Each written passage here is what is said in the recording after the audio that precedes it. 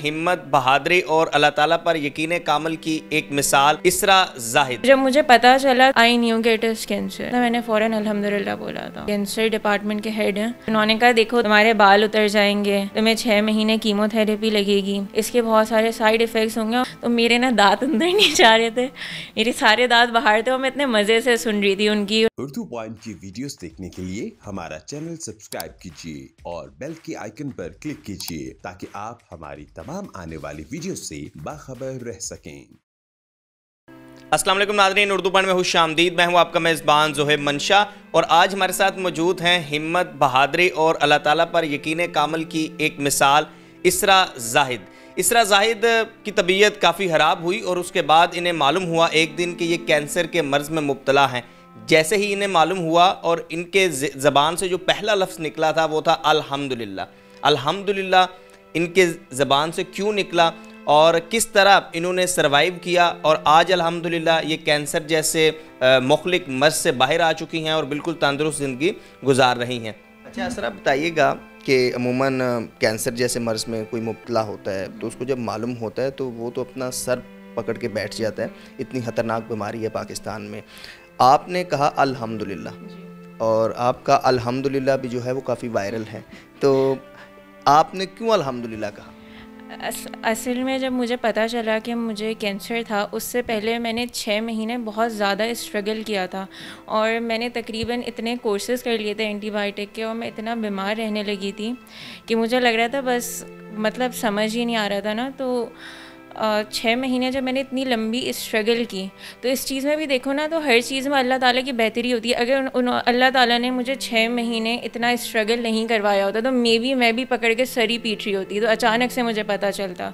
लेकिन मैं 6 महीने में इतना ज़्यादा मेंटली रेडी थी कि कुछ भी होगा I will accept it, just let me know मुझे हुआ क्या है। तो जब मुझे पता चला तो मेरे लिए सॉर्ट ऑफ एक रिलीफ था कि एटलीस्ट आई नो कि मुझे हो क्या रहा है। तो इस वजह से जब मुझे जैसे ही पता चला था मैंने फ़ौरन अल्हम्दुलिल्लाह बोला था। आगाज़ कैसे हुआ?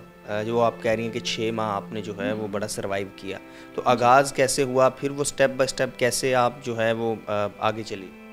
अच्छा, मुझे शुरू में सिर्फ खांसी होती थी, तो वो खांसी मुझे कैंसर तक ले गई तो मुझे पहले शुरू में सिर्फ ड्राई कफ रहती थी और वो किसी चीज़ से सही नहीं होती थी। पहले डॉक्टर्स ने कहा ये एलर्जी हो रही है, उसके बाद फीवर्स आना शुरू हो गए और उसके बाद उन्होंने कहा फिर मेरा जब सिटी और सब कुछ करवा कर देखा तो मेरे लंग्स में एक कैविटी थी, तो उन्होंने वो कैविटी उनको लग रही थी कि नमूनिया है।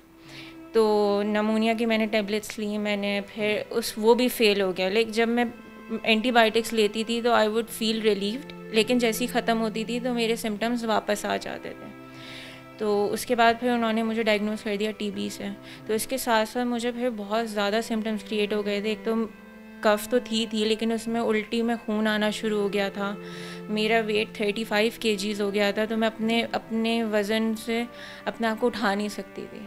लेकिन मेरे अंदर इतनी पावर नहीं थी कि मैं अपने आप को उठा सकूं और मेरी बॉडी में हर वक्त पेन रहता था, मुझे बुखार रहता था और ये सारे सिम्टम्स टीबी की तरफ जा रहे थे। लेकिन मैंने 6 पल्मोनोलॉजिस्ट को दिखाया था और सबको ये लगता था कि मुझे टीबी है और वो हमेशा मेरे रिज़ल्ट्स नेगेटिव आते थे। तो जब इतना मैंने स्ट्रगल किया था, इतना मैं बीमार रही थी, तो उसके बाद जब मुझे सिर्फ ये था मुझे एटलीस्ट ये पता चल जाए मुझे है क्या। तो इस तरह की बीमारी में मैंने 6 महीने स्ट्रगल किया था। जब आपको मालूम हुआ कैंसर है तो उस वक्त आपको कैंसर के बारे में मालूम था कि ये खतरनाक बीमारी है? मैं मेडिकल स्टूडेंट हूँ तो ऑब्वियसली मुझे पता था। जब मैंने अपनी रिपोर्ट्स पढ़ी थी उसमें मैंने पढ़ा हॉजकिंस लिम्फोमा लिखा हुआ, तो उस वक्त मुझसे हॉजकिंस तो प्रोनाउंस ही नहीं हो रहा था। लिम्फोमा मैंने पढ़ के मैंने कहा ओमा लिखा हुआ है, ओमा आखिर में ट्यूमर क्या आता है, मतलब ये कैंसर है। तो ये चीज़ तो मैं देख के समझ गई थी। मेरे जो डॉक्टर है जो उस वक्त मुझे ट्रीट कर रहे थे उन्होंने मुझे बताया नहीं था कि मुझे क्या है। तो जैसे ही मैं गई थी, और एक्चुअली मज़े की बात यह है जब मैं उस दिन गई थी मैं अम्मी को बोल के गई थी मैं आखिरी बार जा रही हूँ हॉस्पिटल। हर बार यही होता है, सब कुछ नेगेटिव आता है और मैं ऐसे ही चक्कर लगाती रहती हूँ।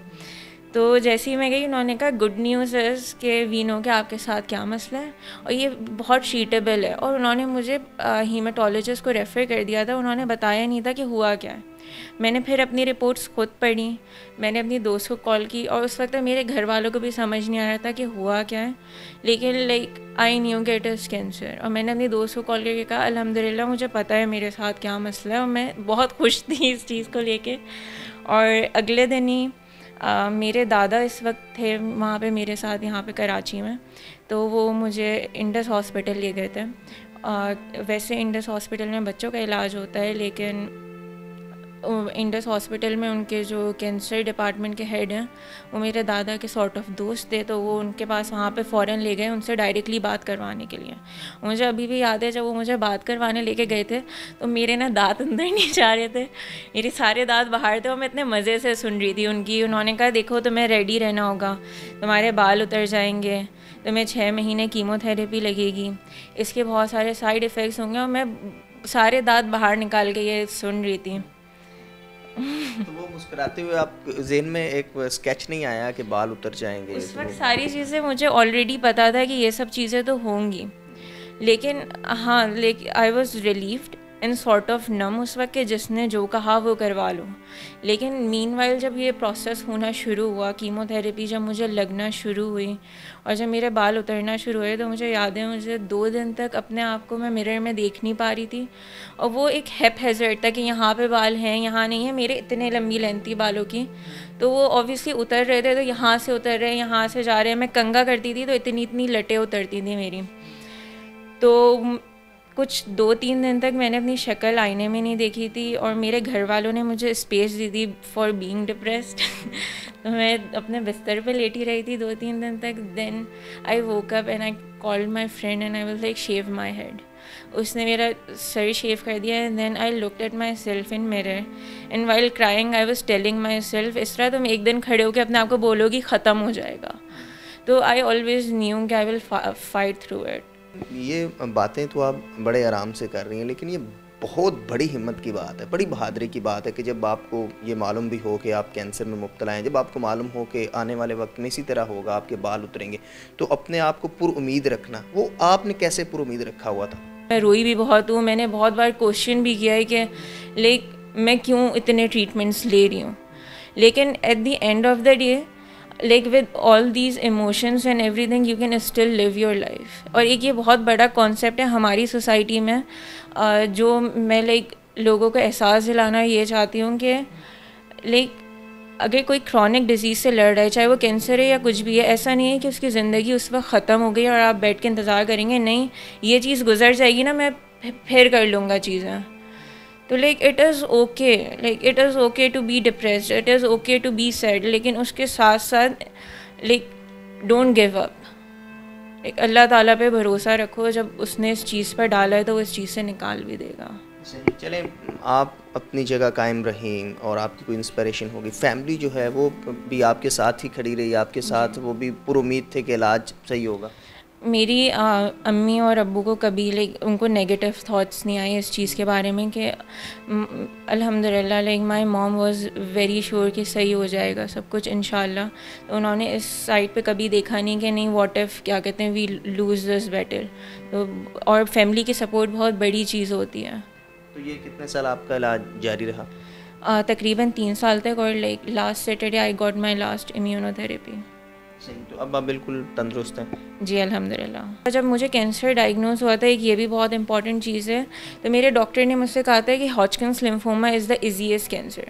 सही है, तो लाइक ही वाज लाइक हमारे पास ऐसे केसेस आते हैं कि हम उन्हें जवाब नहीं दे पाते कि क्या बोलें। उन्होंने कहा था आपको 6 महीने इलाज लेना है और फिर आप ठीक हो जाएंगी। तो ये चीज़ भी नहीं हुई। इसके बाद भी फिर मैंने और स्ट्रगल किया। मेरी फ़र्स्ट लाइन ऑफ डिफेंस जो थी 6 महीने की, वो लगना शुरू हुई और आफ्टर 4 मंथ्स मुझे वापस सेम सिम्टम्स आना शुरू हो गए। जब मेरा पेट स्कैन यानी बॉडी स्कैन हुआ तो मुझे पता चला मेरी बॉडी में पूरी राइट साइड में लिम्फ नोड्स फैल गए थे। तो फिर जब वो फेल हुई तो उन्होंने मुझे आगा खान हॉस्पिटल भेज दिया। वहाँ पे एक डॉक्टर आए थे, Irfan Waziri, he was very nice doctor. तो उन्होंने मेरी second line of defence start की। That fail too. तो वो भी जब फेल हो गई तो उन्होंने उसके बाद मुझे इम्यूनोथेरेपी के ऊपर रखा, और इम्यूनोथेरेपी भी मेरी कुछ 2 साल तक चली है। उसके बाद लास्ट ईयर जुलाई में मेरा बोन मैरो ट्रांसप्लांट हुआ है, वो भी आगा खान से हुआ है। And right now my doctor is doctor Munira Musa ji at Aga Khan hospital. या तो अभी आप क्या कर रही हैं, कहाँ से एजुकेशन हासिल कर रही हैं, क्या अच्छा, meanwhile I was getting my treatment. तो 1 साल तो मैंने गैप लिया था क्योंकि उस वक्त जो सिम्टम्स थे मेरे कीमो के जो सिम्टम्स थे और विद एवरीथिंग मैं कुछ कर नहीं सकती थी, तो मैंने 1 साल ब्रेक लिया था बीच में। उसके बाद I started my university again, तो मैंने उससे पॉज नहीं लिया। लाइक 2 साल से मैं कंटिन्यू अपनी यूनिवर्सिटी जा रही हूँ। मैं ज़ियाउद्दीन यूनिवर्सिटी से फिजियोथेरेपी पढ़ रही हूँ और उसके साथ मैं इंटर्नशिप्स भी कर रही हूँ। इसके अलावा जैसे कैंसर है और भी बहुत सारे लोग ऐसे हैं जो कि दीगर अमराज में मुब्तला हैं, आपने क्या मैसेज देना चाहेंगी कि अगर वो बेड पर हैं, बहुत सारे ऐसे होंगे जो देख रहे होंगे और वो किसी हॉस्पिटल में या बेड रेस्ट पर हैं, तो वो अपने आप किस तरह पुरुमीद रखें? तो सबसे पहली चीज़ तो ये कि ये ठीक हो या ना हो, आप इस वक्त में ना like don't lose your hope. Like Allah ताला पे भरोसा रखें एंड लाइक अपना माइंड डाइवर्ट रखें, इस चीज़ में ना फंसे रहें कि नहीं मुझे सिर्फ ट्रीटमेंट ही करवाना है। तो एक टाइम ऐसा था कि आई वॉज क्वेश्चनिंग एवरीथिंग कि मैं इतने ज़्यादा ट्रीटमेंट्स क्यों कर रही हूँ to live. Like I am missing the part out, like है ना, लाइक मैं इतने ट्रीटमेंट्स कर रही हूँ, किस चीज़ के लिए कर रही हूँ? To live, and I am missing that part out completely. मैं क्या कर रही हूँ? तो लाइक मेरा सबसे बड़ा मैसेज ये है कि अपनी लाइफ ख़त्म नहीं कर दें। I know there are limitation, सही है। अगर मैं ये बोलूँ भी ना कि cancer is not my limitation, तो पता है ये फजूल सी बात होगी। ऑब्वियसली देयर वर पार्ट्स के मैं कंटिन्यू नहीं कर सकती थी, मेरे अंदर हिम्मत, मेरे अंदर स्टेमिना वैसा नहीं है जैसे पहले था। तो like there are a lot of things कि आप विश करते हैं कि ऐसा नहीं होता, लेकिन ऐसा है। तो सबसे बड़ी चीज़ ये कि accept it, even if it is cancer, it is yours, accept it. And then फिर उस पर पूरी ज़िंदगी ख़त्म नहीं कर दें। It is a part of you, it is not you, like completely आप नहीं हो ये। It is a part of you. आपकी उसके अलावा भी ज़िंदगी है, आपकी कोई हॉबीज़ हैं जो आप कर सकते हैं इस वक्त, आप वो करें। Don't like give up on your life ऐसे ही बैठे बैठे ना कि बस कैंसर पे पूरी ज़िंदगी अब ख़त्म हो गई। इस तरह नेगेटिव थॉट तो आते हैं जब बंदा इस तरह होता है और जहन में आता है कि ओहो अगर कुछ हो गया, खुदा ना हादसा, तो ये तो अब मैं तो आ गया हूँ, ना चला जा रहा है ना उठा जा रहा है ना, वो एनर्जी है। वो नेगेटिव थॉट को डाइवर्ट कैसे किया जा सकता है? इसके लिए सबसे अच्छी चीज़ ये है कि लाइक टेल योर सेल्फ, आप इस चीज़ से बाहर निकल जाओगे। वो वक्त ही है, मैं भी नहीं उठ सकती थी एक वक्त में, सही है। मैं भी बिस्तर पे पड़ी हुई थी, ऐसा नहीं है कि मैं ऐसी एनर्जेटिक घूम रही थी, फिर रही थी, भाग रही थी। लेकिन वक्त के साथ साथ एवरीथिंग्स गेट बेटर। लाइक अभी नहीं है लेकिन इट विल गेट बेटर। आपके अंदर हिम्मत भी वापस आ जाएगी, सारी चीज़ें वापस आ जाएंगी इंशाल्लाह। और अब सुना है कि आप अलहदा से भी एक बर्थडे जो है वो मनाती हैं, री बर्थडे। अच्छा, मेरा पिछले साल 30 जुलाई को ट्रांसप्लांट हुआ था। तो जब ट्रांसप्लांट होता है तो वो जो मदर सेल्स यानी बोन मैरो में सेल्स होते हैं उनको वापस बॉडी में डाला जाता है। तो इसको ना मेडिकली री बर्थ डे कहते हैं। तो लाइक मैं इसको सेलिब्रेट करने का मैंने सोचा हुआ है और मैं 1 साल की हो जाऊंगी इस जुलाई में। अच्छा, तो ये अभी आपकी वो री बर्थडे आएगी जी 30 जुलाई को। अच्छा जी, चलें जी, थैंक यू और बेस्ट विशेज़ आपके लिए। अल्लाह ताला आपको इसी तरह से तो तंदुरुस्ती अता फरमाए। नाजरीन, हमारे साथ मौजूद थी इसरा जाहिद, और इसरा जाहिद हिम्मत, बहादरी और अल्लाह ताला पर यकीन कामिल की एक बड़ी मिसाल हैं।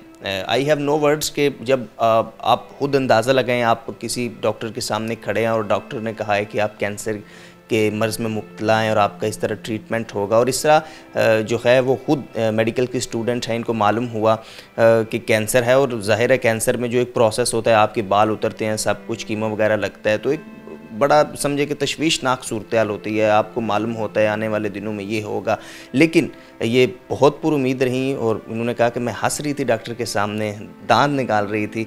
और ये एक बहुत बड़ी इंस्पायरेशन है, बहुत बड़ी मोटिवेशन है कि ज़िंदगी में इम्तहानात आते हैं और ये इम्तहानात ख़त्म हो जाते हैं और उसके बाद एक नई ज़िंदगी का आगाज़ होता है। और अब ये अपनी जो है जब से ये तंदुरुस्त हुई हैं तो एक री बर्थ डे भी इन्होंने अपना सेलिब्रेट करना शुरू किया है।